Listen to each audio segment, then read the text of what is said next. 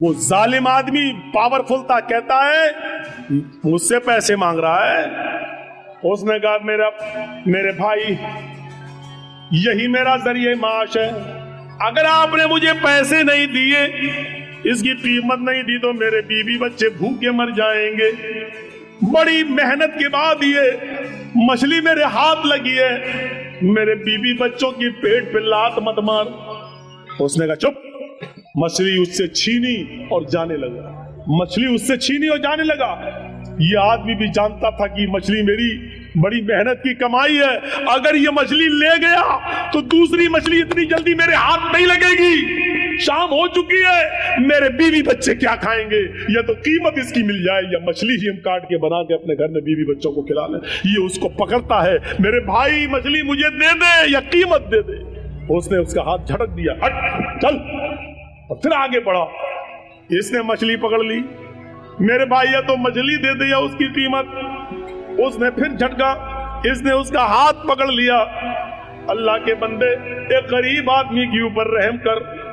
उसने हाथ पकड़ा, ये उसका हाथ छुड़ाने लगा, इसने उसके हाथ को मुंह में रख लिया। मछली वाले ने, गरीब आदमी ने मुंह में रख लिया ऐसे, और उसके अंगूठे में काट लिया ऐसे, हल्का सा काटा, ऐसे काटा। लेकिन ये ताकतवर आदमी था जो छीन रहा था, उसने एक लात मारी और छीन ली और मछली लेके चला गया। ये आदमी अपने घर आया, अपने दोस्तों को बुलाया, पार्टी करता है, मछली काटी जाती है और पार्टी की जाती है। यार दोस्तों ने मिलकर मछली खाई। रात में जब बिस्तर पे सोने के लिए जाता है, सुनो आए लोगों, तुमसे मोहब्बत का एक रिश्ता रहा है लाल बथानी वालों, गौर से सुनो। रात में जब बिस्तर पे सोने के लिए जाता है तो इसके अंगूठे में दर्द शुरू होता है। इसने कपड़ा अपना लपेटा, लेकिन दर्द में इजाफा होता चला गया। पूरी रात करवटों से गुजरती गई, इसको नींद नहीं आई। लेकिन रात की तारीकी में जाए तो कहां जाए? कभी अपनी बीवी से कहता, कभी खुद उसको अंगूठे को पकड़ता, दर्द से कराहता कराता परेशान हो जाता है। फजर की नमाज का इंतजार करता है। फजर की अजान की आवाज धीरे धीरे, रात कट जाती है, फजर हो जाती है, मस्जिद के अंदर जाता है, नमाज पढ़ता है। जो हकीम तबीब मस्जिद में नमाज पढ़ने आते हैं, ये उसके पास जाता है। उन्होंने अपने घर ले गए और ले जाने के बाद उसके अंगूठे को देखा। उस जमाने में कुछ लेप वेप लगाया जाता था, लेप वेप लगाया गया, लेकिन दर्द में इजाफा ही होता गया। 4-5 दिन ऐसे ही गुजर जाते हैं, दर्द में कमी नहीं होती। इसने अंगूठा फिर दोबारा दिखाया, अपने उससे भी बड़े तबीब को दिखाया। उसने कहा ये अंगूठा में इन्फेक्शन फैल गया है, जहर फैल रहा है, ये अंगूठा तुम्हारा सड़ चुका है, इस अंगूठे को यहां से काट दो। अगर तुमने इस अंगूठे को नहीं कटाया तो ये जहर तुम्हारे पूरे हाथ में फैल जाएगा। कोई रास्ता नहीं था। 5-6-10 दिन के अंदर अंदर ये तैयार हो जाता है कि चलो अंगूठा ही कटवा दो, कम से कम हाथ तो बच जाएगा। फिर उसने उस अंगूठे को कटवा दिया। 1 महीना 2 महीना कट गया, लेकिन उसका कुछ अंसुर बाकी रह गया था। उसने धीरे धीरे पूरे पंजे को खराब कर दिया। फिर दर्द पड़ने लगा। 3-4 महीने के अंदर अंदर पूरा का पूरा हाथ का पंजा सड़ गया। हकीम को दिखाता, तबीब को दिखाता, तबीब ने कहा ऑपरेशन में कुछ कमी रह गई होगी, इसलिए थोड़ा सा कुछ अंसुर बाकी रह गया, तुम्हारा पूरा का पूरा हाथ ये पंजा सड़ गया है, देखो पूरा हाथ खराब हो जाएगा। इलाज इसका एक ही है कि तुम पूरा का पूरा हाथ का पंजा कटवा दो। पूरा हाथ का पंजा कटवा दिया गया। 3-4 महीने फिर कट जाते हैं, लेकिन थोड़ा सा अंसुर फिर बाकी रह जाता है।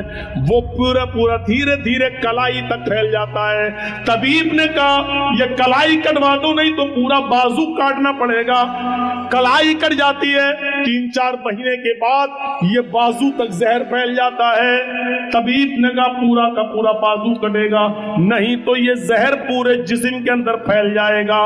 एक बड़ा हकीम कहने लगा मैं बार बार तुम्हारा इलाज तो बिल्कुल ठीक कर रहा हूं, लेकिन पता नहीं ये जहर तुम्हारे जिस्म में ऊपर तक कैसे चला जाता है। अच्छा मुझे इस बीमारी की शुरुआत बताओ कैसे होती है। اب حکیم نے کہا مجھے اس بیماری کی شروعات بتاؤ کہاں سے ہوئی؟ اس نے کہا تقریباً 1 سال 1.5 سال پہلے کا واقعہ ہے، میں نے ایک غریب آدمی سے ایک مچھلی چھینی تھی۔ یہاں تو پتہ نہیں کتنی کتنے بیگھہ زمینیں چھینے بیٹھے ہوئے ہیں، قبضے کیے بیٹھے ہیں۔ ارے مولانا صاحب اتنی گہری بات آپ کو بتاتا کون ہے؟ بتاتا کون ہے؟ ارے کوئی جبرائیل تھوڑی آتے ہیں میرے پاس، آپ ہی لوگوں میں سے لوگ بتاتے ہوں گے۔ ہر جگہ کا ہر ایریے کا آدمی بتاتے ہیں، فون پہ تو اور زیادہ بتا دیتے ہیں، مولانا فلاں جگہ آ رہے ہو نا، ہاں وہاں ایسا ایسا ہوتا ہے۔ ہو گئی 1 گھنٹے کی تقریر تیار میری، کیا کرنا؟ ایک مچھلی، علامہ صاحبی غور کرو کتاب الکبائر میں نقل کرتے ہیں، یہاں سے میری شروعات ہوتی ہے۔ اس غریب آدمی نے کہا کہ میرے بیوی بچے کیا کھائیں گے، یا تو اس کی قیمت دے دے یا مچھلی دے دے، لیکن میں پاورفل آدمی تھا۔ اس نے ہمت کیسے کی، لیکن مچھلی اب چھین رہا تھا، میں اس سے لے کے آیا تو اس نے میرا ہاتھ پکڑ کے منہ میں رکھ لیا، اس نے میرا ہاتھ کاٹا۔ اس نے سوچا تھا کہ ہاتھ کاٹیں گے تو درد کی وجہ سے یہ مچھلی چھوڑ دے گا، میں اٹھا لوں گا، لیکن میں نے ایک لات ماری اس کو، اس نے میرے انگوٹھے میں کاٹ لیا۔ یہاں سے شروعات ہوئی درد کی۔ اس حکیم نے کہا سوری، یہ بازو تو یہاں سے کٹوائی دو، لیکن بازو کاٹنے کے بعد بھی اب یہ زہر تمہارے پورے جسم کے اندر پھیلے گا، اب تمہارے بچنے کا کوئی راستہ نہیں ہے۔ اگر تم اپنی زندگی چاہتے ہو، خیر چاہتے ہو، تو اس غریب آدمی کو ڈھونڈ لو اور تلاش کر لو اور اس سے جا کر اپنی غلطی کی معافی مانگ لو۔ اگر اس نے تمہیں معاف کر دیا تو تمہاری بیماری یہیں پر رک جائے گی، اور اگر معاف نہیں کیا تو یہ زہر اب بازو کٹنے کے بعد، ہاتھ کٹنے کے بعد دوسری جگہ پھیلے گا، سینے تک پھیلے گا، پیروں تک پھیلے گا، اور ایک دن آئے گا کہ پورا کا پورے جسم میں زہر پھیل جائے گا۔ لہٰذا اگر تم اپنی زندگی بچانا چاہتے ہو تو اس غریب آدمی سے جا کر معافی مانگ لو۔ یہ آدمی شہر کی گلی گلی میں ڈھونڈتا ہوا تلاش کرتا رہا اس غریب آدمی کو، 1 ہفتے تلاش کیا، نہیں ملا۔ 1 ہفتے کے بعد اچانک اسی حال میں ملا کہ وہ سمندر سے، دریا سے کوئی مچھلی لے کر جا رہا تھا۔ اس آدمی نے اس کو دیکھا اور پہچان گیا، لیکن وہ غریب آدمی اس کو نہیں پہچان پایا۔ 1.5-2 سال کا عرصہ گزر گیا، نہیں پہچان پایا۔ اس نے کہا بھائی مجھے پہچانا؟ کہا نہیں، میں تمہارا مجرم۔ کہا کیا ہوا؟ مجھے پہلے معاف کر دو۔ ارے بھائی ہوا کیا؟ میں معافی کیسے معاف کیا کروں؟ تم نے غلطی کیا کی؟ کہا میں نے غلطی کیا کی، یہ مچھلی ہے تمہارے ہاتھ میں؟ ہاں۔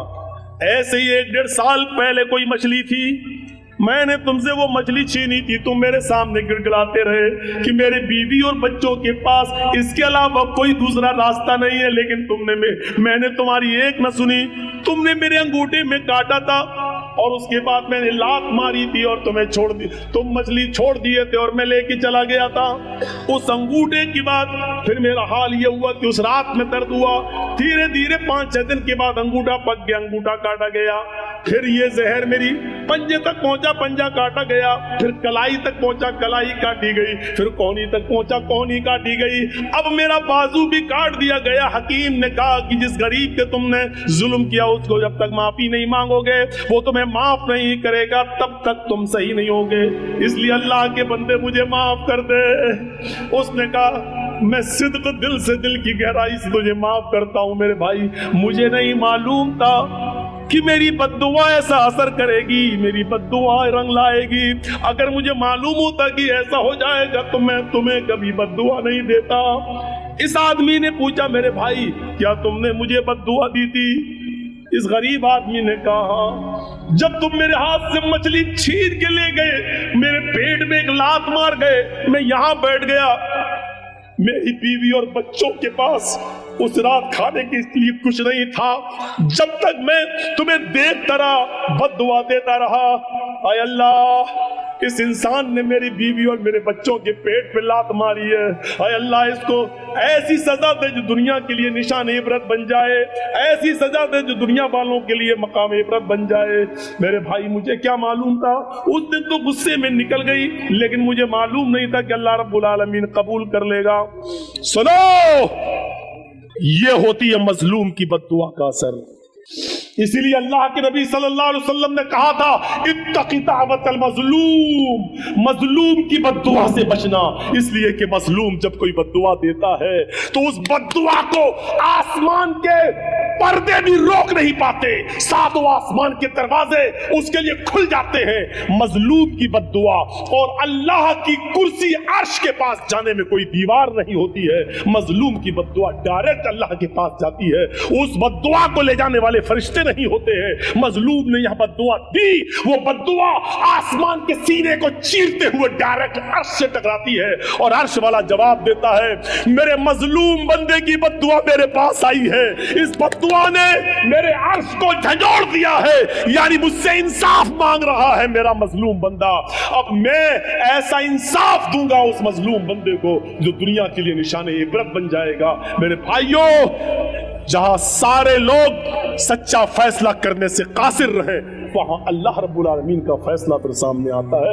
जहां कोई मुजरिम को सजा नहीं दे तो अल्लाह रब्बुल आलमीन फिर वहां सजा, फिर अल्लाह की सजा काम आती है, फिर वहां अल्लाह सजा देता है। इसलिए मजलूम की बद्दुआ से बचो। आप ये मत सोचो बहुत बेईमानी की कमाई से हम बहुत ज्यादा खुश हैं और इससे हमारी कहीं ना कहीं निकलेगी। आपने अपने बच्चों के लिए कर रहे हो और जब वही बेईमानी की कमाई आपके बच्चे इस्तेमाल करेंगे तो किसी न किसी को कैंसर होगा, किसी न किसी की किडनी फेल हो जाएगी, कहीं ना कहीं तो अल्लाह उसको वसूल करेगा, किसी न किसी शक्ल में करेगा। होना है हमारे साथ और दुनिया में यह अंजाम दिखाएगा। देखो, या अय्युहल्लज़ीना आमनु तक़ुल्लाह हक़्क़ तुक़ातिह, ऐ ईमान वालो अल्लाह से डर जाओ जैसा कि उससे डरने का हक है। ये है उससे डरने का हक, ये है उससे डरने का। वो कौन सा तकवा था कि एक चरवाहा जंगल में बकरी चरा रहा है और हजरत उमर अपने साथियों के साथ जंगल में से गुजर रहे हैं। उमर फारूक के साथियों ने कहा भूख लग रही है, कुछ खाना बना लिया जाए, तो कहा चलो ये चरवाहा बकरियां चरा रहा है, इससे एक बकरी खरीद लेते हैं। हजरत उमर ने कहा बीनी शातन, एक बकरी बेचोगे मुझे, एक बकरी मुझे बेच दो। चरवाहे ने कहा बकरी मेरी नहीं है, मेरे मालिक की है, हम तो गुलाम हैं, हम तो उसका हुक्म मानते हुए बकरी चराने आए जंगल में। उसको मालूम नहीं कि मेरे सामने जो हस्ती खड़ी है ये 22 लाख मुरब्बा मील पर हुकूमत करने वाली हस्ती है, ये उमर है, उसको मालूम नहीं है चरवाहे। हजरत उमर ने उसका इम्तहान लिया, कहा अरे मालिक की है तो क्या हुआ, मालिक से कह देना जंगल में भेड़िया आया एक बकरी खा गया, और क्या क्या कर लेगा वो तेरा, कुछ नहीं करेगा, और हम खाल उतार के तुझे दे देंगे, उसमें खून लगा लेना, कह देना देख लो ये खाल छोड़ गया। उस चरवाहे ने कहा खामोश। हजरत उमर से आप थोड़ी ऊंची आवाज में यूपी में बोल के देख लो, नहीं बोल पाओगे। देखा मौलाना कलीमुद्दीन साहब को गिरफ्तार कर लिया गया मेरठ से। क्या हुआ कि 15 साल पहले ये गैर मुस्लिमों की किताबों से हवाले देते थे और गैर मुस्लिमों को मुसलमान बनाते थे पैसे का लालच देकर। लीजिए, इस इल्जाम में एक जंगल में हाथी भाग रहा है। चूहे ने पूछा अरे भाई क्यों भाग रहे हो, तब सुना नहीं पुलिस ऐलान कर रही है कि जो भी भैंस पकड़ी जाएगी उसको काट दिया जाएगा। तो चूहे ने कहा भाई ऐलान तो भैंस का हुआ है कि तुम क्यों भाग रहे हो, तुम भैंस थोड़ी हो। हाथी ने कहा अगर पुलिस ने हमको पकड़ लिया तो 20 साल तो ये साबित करने में लग जाएगा कि मैं भैंस नहीं हूं। यही सूरत हाल है हमारे इस मुल्क की। अभी एक पुलिस वाले आए, कोई भी एक इल्जाम लगा के अंदर डाल दो, 10 साल की पहले जमानत नहीं हो रही है, छूट नहीं रहे, 10 साल जेल में, 10 साल के बाद पता चलता है मौलाना जर्जीस को बाइज्जत बरी किया जाता है, कोई सबूत नहीं मिला। 10 साल हमें ये साबित करने में लग जाता है कि हमने ये जुर्म नहीं किया। डॉक्टर कफील साहब देख रहे हैं हमारे गोरखपुर के अंदर, गिरफ्तार कर लिया गया, रासुका देशद्रोही का मुकदमा लगाया गया। हाई कोर्ट 6 महीने के बाद, 8 महीने और 9 महीने के बाद उनको बेल देती है और ये कहती है कि डॉक्टर कफील के भाषण में, उनकी तकरीर में ऐसे कोई जुमले नहीं मिलते जिससे देशद्रोही साबित हो। अब होना क्या चाहिए था कि जिस गवर्नमेंट ने उस पर देशद्रोही का मुकदमा लगाया, अब वो देशद्रोही कोर्ट ने साबित कर दिया कि नहीं है, तो अब सरकार को कटघरे में खड़ा होना चाहिए, लेकिन सरकार को कटघरे में खड़ा नहीं किया जा सकता है साहब। क्यों सरकार, यह सूरत हाल है आज हमारी। आप कहते हैं कि मौलाना साहब गैर मुस्लिम लोग भी आए हुए, मंत्र पढ़िए। हमारे पास नोटिस आता है कि आप दीनी जलसों में जाते हैं सुप्रीम कोर्ट का नोटिस मेरे पास आता है कि आप पढ़ते क्यों हैं ये रामायण और गीता, आपको क्या मतलब है इससे। ये सूरत हाल है। और याद रखना, जासूस गैरों में नहीं होते, अपनों में होते हैं। एक बात याद रखिएगा, हम पढ़ते हैं 2-4 मंत्र, आप ही के यहां से जो जासूसी निकलेगी। और थाने में तो मौलाना साहब ने सुप्रीम कोर्ट का नोटिस आने के बाद भी मंत्र पढ़े हैं। बहुत आसान है हुक्म दे देना और चला लेना, लेकिन मेरे भाइयों दूसरे के मजबूरी को भी सामने रखिए कि दूसरा किस तरीके से जिंदा है। यही चीजें चढ़ा कर डॉक्टर जाकिर नाइक को आज कहां जाना पड़ा बेचारे। आज हिंदुस्तान के अंदर नहीं, मलेशिया में उनको पनाह लेना पड़ा। किसने साथ दिया, कौन था उनके साथ, और जर्जीस ने उसी वक्त कहा था। आज डॉक्टर जाकिर नाइक पर उंगली उठी है गवर्नमेंट की। अगर सारे मुसलमान एक प्लेटफार्म पे नहीं आए तो यहां से रवाज निकलेगा। आज के बाद मौलवियों की नींदें हराम होंगी। नहीं सुनी हमारी किसी ने। दूसरे मसलक के लोगों ने कहा वो तो वहाबी है, उस आतंकवादी है, ये है वो है। खुद अपने ही लोगों ने गवर्नमेंट तक जासूसी की, वीडियो निकाल कर दिखाई, देखो फला स्टेज पर इतने लोगों को मुसलमान किया, इतने लोगों को मुसलमान किया। ये जासूसी उनके साथ की गई और आज डॉक्टर जाकिर नाइक को मलेशिया जाना पड़ा। मेरे भाइयों तसव्वुर कीजिए आप, मैंने कहा था कि उठेगा, लेकिन जब एक प्लेटफार्म पे कोई नहीं आया उसके बाद फिर उठा। तो देखो मौलाना कलीमुद्दीन चले गए, देखो मौलाना साद को किस तरीके से कोरोना बम कहा गया है। वो निजामुद्दीन मरकज के अंदर ये बरकत से फैला कोरोना, ये फैला। हमने पेशीन गोई की थी, हालांकि इल्म गैब अल्लाह के अलावा कोई नहीं जानता, लेकिन आसार बता रहे थे कि डॉक्टर जाकिर नाइक की खामोशी पर, उनकी बात पर खामोशी ये दूसरे मौलवियों के लिए दरवाजा खोल रही है। और खुला, क्या चाहते हो कि मेरे लिए भी दरवाजे खुल जाएं? खुलेंगे तो देखा जाएगा, लड़ेंगे, लेकिन जहां तक हो सके अपने आप को पहले एहतियात किया जाए, अपने आप को बचाया जाए। अल्लाह के रसूल ने फरमाया जब जंगल में जाओ तो पहले ऊंट को बांध दो दरख्त से, उसके बाद अल्लाह पर भरोसा करो। ऊंट को खुला छोड़ दिया, सो गए, अल्लाह मालिक कुछ नहीं होगा तो भागी जाएगा। पहले बांध दो, फिर सोइए, फिर अल्लाह पे भरोसा कीजिए कि मैंने ऊंट को बांधा है, अल्लाह पे भरोसा कुछ नहीं होगा। तो पहले एहतियात कीजिए, पहले तदबीरें कीजिए आप। वो चरवाहा था जंगल का, और क्या कह रहा उमर से, 22 लाख मुरब्बा मील पर हुकूमत करने वाली शख्सियत से, खामोश, मुझे बता रहे हो अपने मालिक से कह देना, मैं तुझे तो जानता नहीं हूं कि तू कौन है, लेकिन इतना सुन, मैं मोहम्मद रसूलुल्लाह का उम्मती हूं। हजरत उमर कान लगाकर उसकी बात को सुन रहे हैं। मैं मोहम्मद रसूलुल्लाह का मानने वाला हूं। तुमने मुझे जो मशवरा दिया, मेरा मालिक बहुत नेक है। अगर एक बकरी में तुम्हें बेच भी दूं और उसकी कीमत ले भी लूं तो मेरा मालिक मुझे कुछ नहीं कहेगा। मैं कह दूं कि बकरी भेड़िया खा गया तो मेरा मालिक मेरा यकीन भी कर लेगा। लेकिन दुनिया में तो मैं अपने मालिक से झूठ बोल जाऊंगा, लेकिन कयामत के दिन में उस मालिक को क्या जवाब दूंगा जो मेरे मालिक का भी मालिक है। जा यहां से। गौर कीजिए इस तकवे की रोशनी में हम कैसे लग रहे हैं। लाल बथानी के लोगों, ईमानदारी के साथ बताना, इस चरवाहे के तकवे की रोशनी में हम कैसे लग रहे हैं। हम अपने गरीबान में बटन खोल कर जरा झांके तो हम कितने % मुसलमान नजर आ रहे हैं। इस वाक़े की रोशनी में जरा अपने जमीर को झंझोड़ कर देखें कि हम कहां खड़े हैं। हम अपने आप को मुसलमान कहलाने के लायक हैं भी या नहीं है, जरा गौर करके देखें। हम अपने जमीर से जरा पूछें, अपने जमीर से जरा सवाल करें, अपने दिल से जरा पूछें। मैं ये नहीं कह रहा हूं हम मौलवी भी गुनाहगार हैं, हम लोग भी गुनाहगार हैं। मौलवी भी इंसान होता है, फरिश्ता नहीं होता है। गलती आपकी नजरिए की है, आपने मौलवियों को फरिश्तों की नजर से देखना शुरू कर दिया है। आपने मौलवी को फरिश्ते की नजर से देखना शुरू कर दिया है। नहीं, मौलवी फरिश्ता नहीं होता है, वो भी गलती कर सकता है, वो भी खता कर सकता है, उससे भी गलती और खता होती है। इंसान है हम। जब अल्लाह के नबी कह रहे हैं कि मैंने मारने के लिए मिसवाक उठाई लेकिन मुझे डर लग गया, मैं यहाँ कांप गया, क्या मोहम्मद सल्लल्लाहु अलैहि वसल्लम उस लड़की को, उस खादिमा को जो मारने जा रहे हो, कहीं ऐसा तो नहीं उसकी गलती से ज्यादा तुम्हारी सजा हो जाए दी हुई। अगर उसकी गलती कम पड़ गई और आपकी ये छड़ी, आपकी ये मिसवाक से उसको तकलीफ उससे ज्यादा लग गई तो हो गई, तो कयामत के दिन आप अपने रब को क्या जवाब देंगे? कयामत के दिन क्या मुंह दिखाएंगे? हजरत उमर फारूक اپنے غلام کا کان مروڑ دیتے ہیں. اور بات کتنی, آواز دی غلام کو, غلام نے آواز دی, غلام نے امیر المومنین امیر المومنین امیر المومنین. حضرت عمر اس وقت پیشاب کر رہے تھے, ان کو غصہ آیا, کمینہ امیر المومنین بھی چلاتا چلا جا رہا ہے. وہ جلدی سے نکلے اور ادھر آئے اور اپنے غلام, ادھر کیا آواز دے رہا, پکڑا کان مروڑ دیا کس کے, چل ادھر بیٹھ.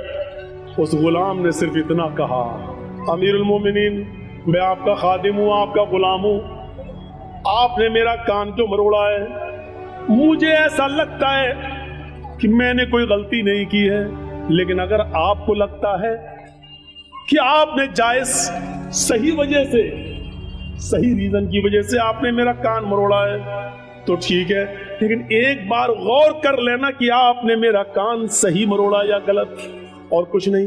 اتنا کہا. حضرت عمر نے کہا, جب تجھے معلوم تھا کہ میں استنجا کر رہا ہوں, پیشاب کر رہا ہوں, تو تو امیر المومنین کیوں چلا رہا تھا؟ اس نے کہا, امیر المومنین اس ذات کی قسم جس کے قبضے میں میری جان ہے, اگر مجھے معلوم ہوتا کہ آپ فلاں جگہ بیٹھ کر استنجا کر رہے ہیں, پیشاب کر رہے ہیں, تو میں آپ کو نہیں بولتا. میں اتنا پاگل نہیں ہوں کہ دیکھ لوں کہ کوئی آدمی پیشاب کر رہا اور اس کے باوجود بھی چلاتا رہوں. مجھے معلوم ہے کہ بغیر استنجا کیے ہوئے کوئی آ ہی نہیں سکتا ہے, تو میں کیوں چلاتا, مجھے نہیں معلوم تھا. حضرت عمر نے کہا, تم ٹھیک کہہ رہے ہو, ادھر آؤ. جتنی زور سے میں نے تمہارا کان مروڑا ہے, تم بھی میرے کان کو اتنی تیز, اتنی سختی کے ساتھ تم بھی مروڑ لو. اس نے کہا, امیر المومنین آپ کو اپنی غلطی کا احساس ہو گیا, ہم نے آپ کو معاف کر دیا. حضرت عمر کہتے ہیں, نہیں, اب تو میں اس کان کو مروڑ کر اپنا بدلہ لینا ہوگا. اس نے کہا, میں نے معاف کر دیا.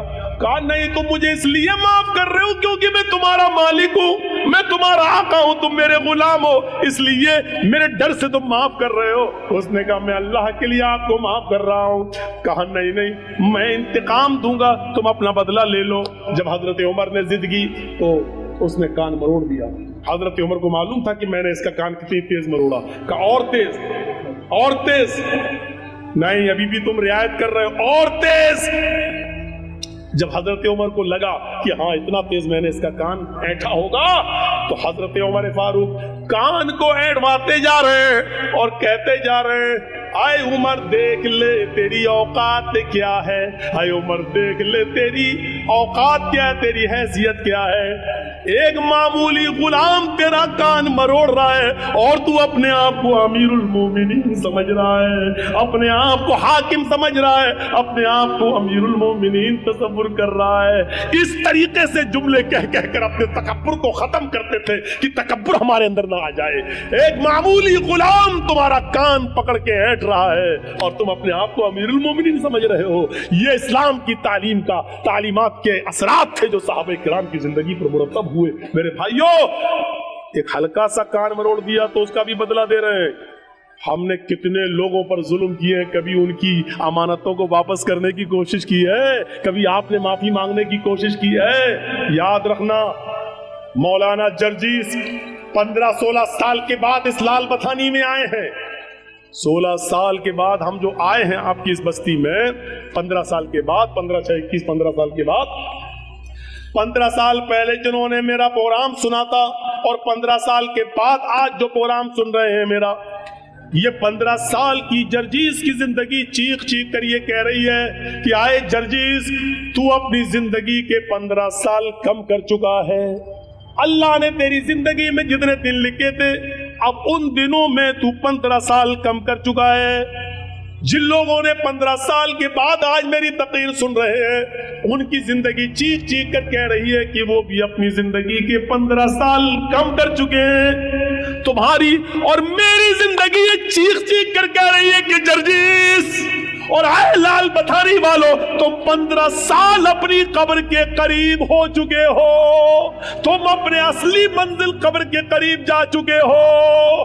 اب تمہارے اور قبر کے درمیان زیادہ فاصلہ نہیں, اس دوری میں 15 سال کی کمی ہو چکی ہے.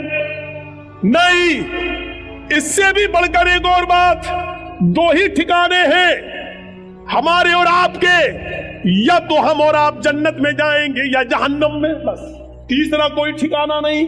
किसी से भी पूछ लो, तीसरा कोई ठिकाना है? नहीं, एक ही, दो ही ठिकाने, जन्नत या जहन्नम। हम और आप, ये तो जन्नती या जहन्नमी। अल्लाह के यहाँ हिसाब किताब पूरे उतरे, जन्नती, नाकाम हो गए तो जहन्नमी।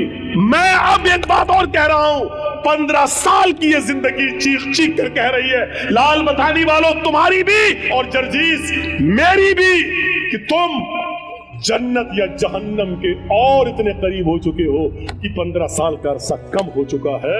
तुम या तो अपनी जन्नत के करीब हो या अपनी जहन्नम के।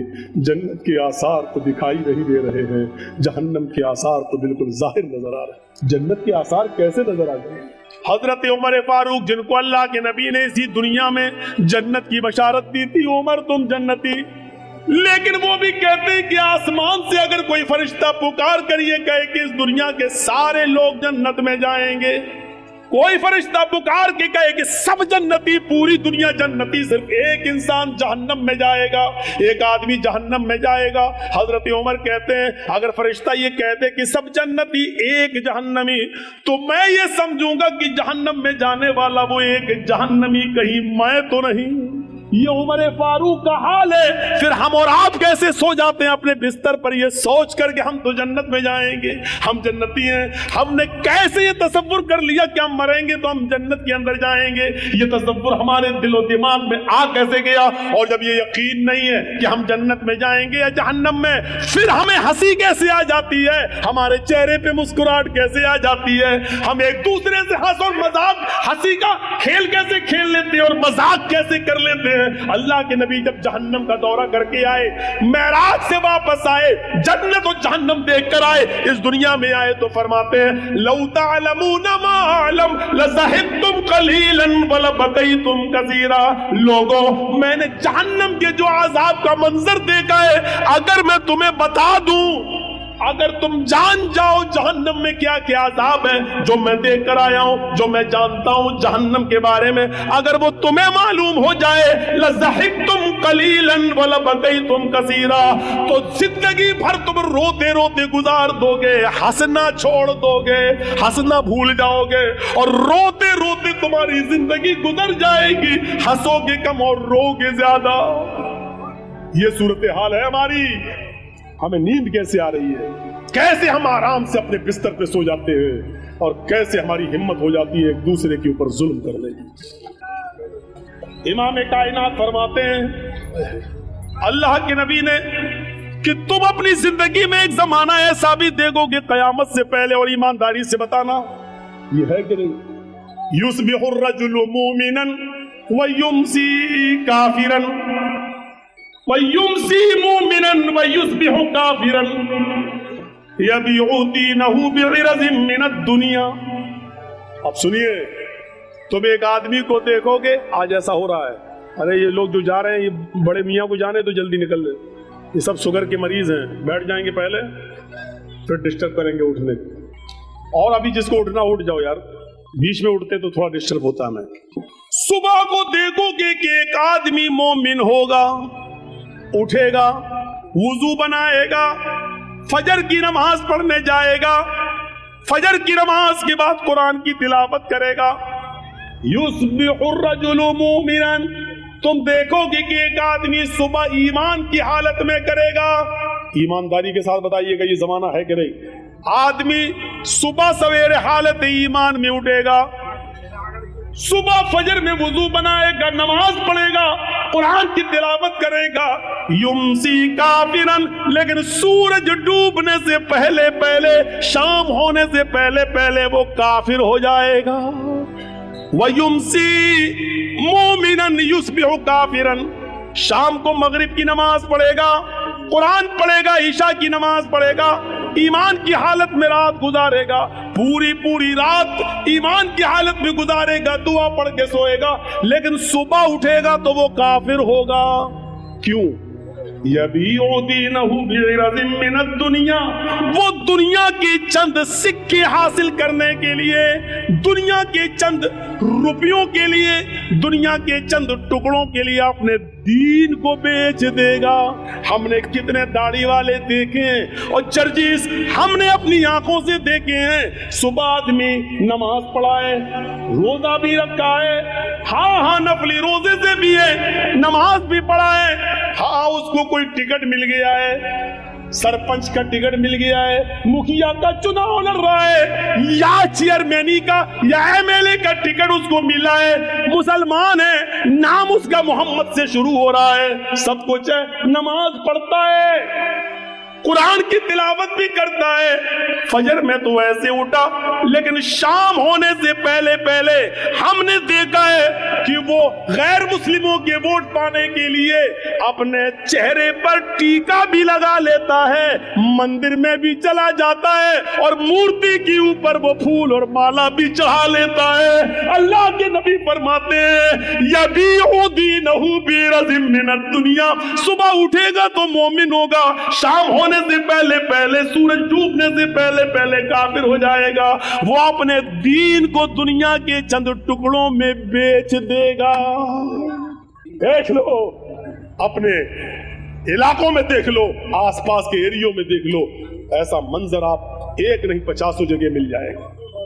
और लोग क्या अरे साहब हिंदुस्तान में रहना तो क्या हम क्या हिंदू नेता लोग क्या रमजान के महीने में टोपी नहीं लगाते हैं? तो आप क्या चाहते हैं कि वो कर रहे हैं तो हम भी वही करें? हमारा मुल्क, हमारा देश और हमारे मुल्क का कानून अपने मजहब पर अमल करने की हमें पूरी इजाजत देता है। हाँ, दूसरों के मजहब से हमें नफरत नहीं होनी चाहिए, लेकिन आप इस हद तक गिर जाए कि हालत ईमान में उठे और शाम होते होते आप उसी रंग में रंग जाएं। सूरत हाल आप देख रहे हैं।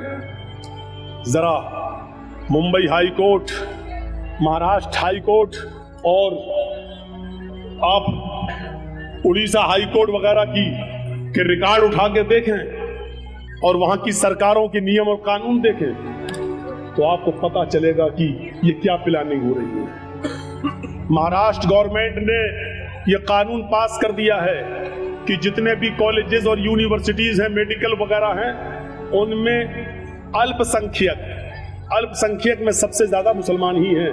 ईसाई और यहूदी और मुसलमानों सब अल्पसंख्यक में आते हैं, लेकिन निशाना हमारे ऊपर है। अल्पसंख्यक लड़कियों को 50% एडमिशन दिया जाए। मैं पूछना चाहता हूं कि आपको हम मुसलमानों की लड़कियों की इतनी फिक्र क्यों हो रही है? 50% का कोटा छोड़ दो, 10% का कोटा ही हमारे मुसलमान लड़कों के लिए क्यों नहीं रख देते हो? मुसलमान लड़कों के लिए कोई कोटा नहीं। यूनिवर्सिटीज में, कॉलेजेस में, नौकरियों में लड़कियां अल्पसंख्यक यानी मुस्लिम लड़कियां 50%। और ऐसा कब हुआ? जब नागपुर में एक मीटिंग हो गई।